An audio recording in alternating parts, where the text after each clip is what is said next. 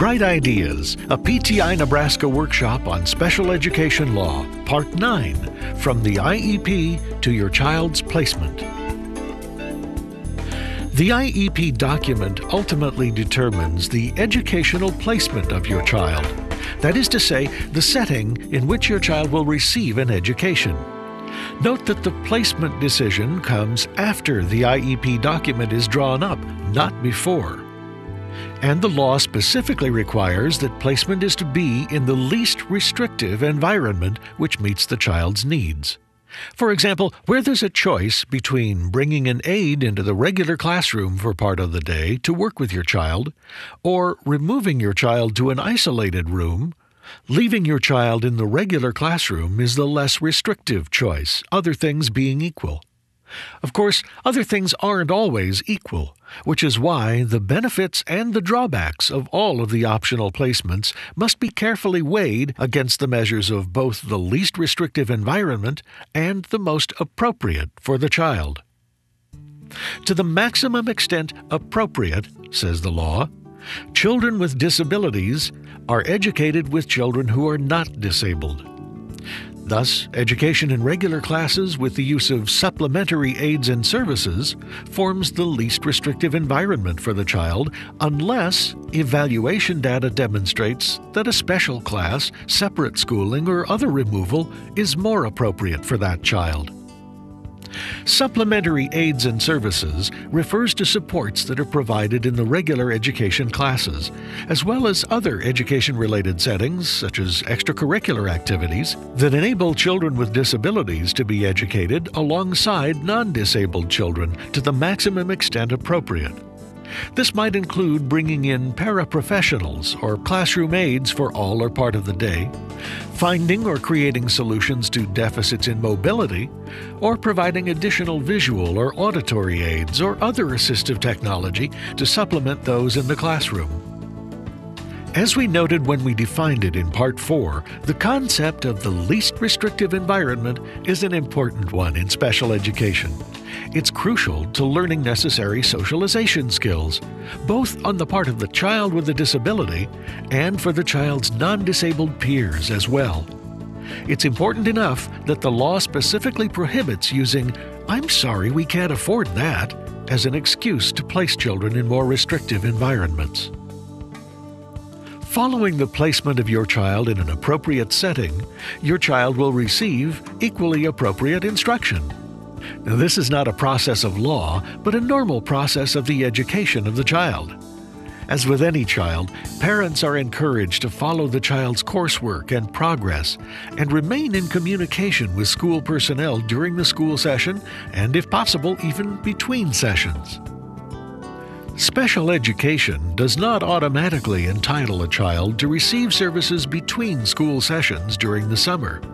However, the child's IEP document may contain a component called Extended School Year, or ESY, which includes carrying one or more services through the summer vacation if the child's evaluation data demonstrates that it's appropriate. Extended school year is not to be confused with summer school, which usually involves a couple of weeks of elective study during the summer. All children lose a small portion of their skills during the lengthy summer hiatus in their schooling. That's to be expected. For most, those skills are rapidly regained when returning to school in the fall. But some children may regress further and be slower to recoup their losses in the fall. Or it may be that the end of the school year will coincide with a critical point of learning, and the team wants to maintain the child's momentum throughout the summer months. For either of these reasons, it may be possible to obtain extended school year service for your child. Again, data makes all the difference. If you believe your child is one who should receive extended school year service, you'll need to begin requesting it early in the winter months. Otherwise, the school system won't be prepared with the personnel in place for your child when the regular school year ends. Throughout the special education process, your child's progress will be monitored and assessed continually, both to keep abreast of changes that may be necessary in the IEP and to see that goals and objectives are both realistic and beneficial. As noted earlier, the child's IEP document must be reviewed at least annually, unless you and others on your child's IEP team agree otherwise. And of course, you have the right to call for an IEP review at any time if new information has come to light which should be allowed to influence your child's placement, or if you just feel that your child's current placement isn't working out. But remember, always be prepared to back up your hunches with data. The full evaluation of your child, performed by the school district specialists, also needs to be reviewed periodically. This is the evaluation which determined eligibility for special education services at the outset and outlined the course of your child's education program. At least every 3 years, a review of the most recent evaluation must take place, and a new evaluation performed whenever changing conditions warrant. That is, whenever your child no longer looks like the picture from the last evaluation. A new evaluation can also take place whenever you or your child's teacher request a re-evaluation, but not more often than once per year unless you and the school district agree that a new evaluation is needed sooner. After 3 years, the most recent evaluation must be at least examined by the school specialists. At that time, a re-evaluation may be performed, or if you and the school district agree, it may be determined that a new evaluation is unnecessary. To reduce the demands on school personnel, the law encourages the coordination of re-evaluation meetings and IEP conferences to be held at the same time, since many of the same personnel are involved in both processes. For the benefit of your records, when asking for an evaluation of your child, either initially or for re-evaluation, do so in writing, date it, and keep a copy of your request. Include your explicit permission for an evaluation to be performed. Within your request letter, explain what your child's problems are and why you believe a new evaluation is in order. To ensure that they have the most complete and accurate picture of your child, be sure to share your own observations of the child with school staff and let them know what your concerns are. Once again, there is no one who knows your child better than you. Remember that you must sign any form the school district sends you asking for your consent to an evaluation of your child. If you want to decline giving your consent, don't simply fail to respond.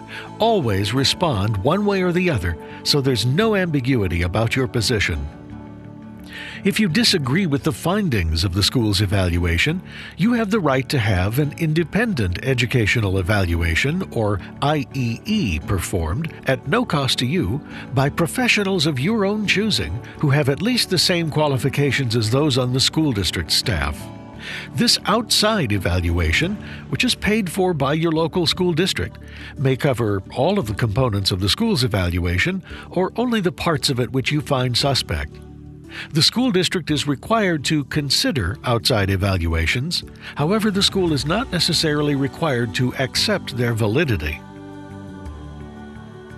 Sometimes a child with special needs exhibits inappropriate behaviors. These behaviors can lead to removal of the child from his or her current placement. Remember that your child must conform to all school policies, including those regarding behavior, unless an exception is written into the IEP. Functional behavioral assessments are required for any child who has been removed from his or her current placement for more than 10 days. A functional assessment helps families and school officials better understand why a child behaves in a certain way, given the nature of the child and his or her environment. This understanding enables school officials and parents to adapt the child's environment to reduce the incidence of negative behaviors or increase the occurrence of positive ones. With a functional assessment in hand, affecting a behavioral change starts with examining the antecedent, the event or condition that causes the child to react, noting the child's reactive behavior, and then reinforcing the consequences of the behavior through new instructional strategies that teach the child more appropriate ways to get his or her needs met.